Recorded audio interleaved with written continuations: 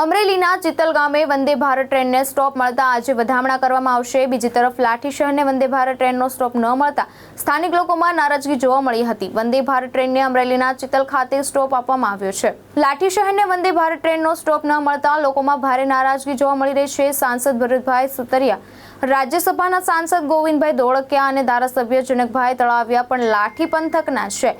ત્યારે લાઠીના લોકોને નારાજગી વચ્ચે ભાજપના આગેવાનો ચલતી વંદે ભારત ટ્રેનને ફૂલથી વધાવવાની તૈયારી કરી રહ્યા છે। સ્થાનિકો દ્વારા લાઠીને પણ વંદે ભારત ટ્રેનનો સ્ટોપ આપવાની માંગ કરવામાં આવી છે। હું ગોહિલ સંજીવ, આપણે અહીંયા લાઠી ખાતે રેલવે સ્ટેશન ઉપર વંદે ભારત ટ્રેન છે શરૂ કરવામાં આવી છે, અમદાવાદથી લઈને વેરાવળ સુધી।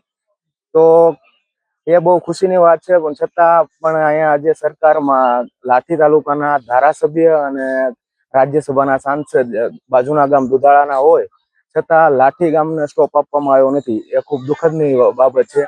તો જાહેર જનતા જો સરકારશ્રીને એક વિનંતી કરવામાં આવે છે કે બને તેટલું જલ્દી લાઠીને સ્ટોપ આપવામાં આવે। નામ ચુડાસમા જીમીશાબા જગતસિંહ, હું લાઠી શહેરથી છું।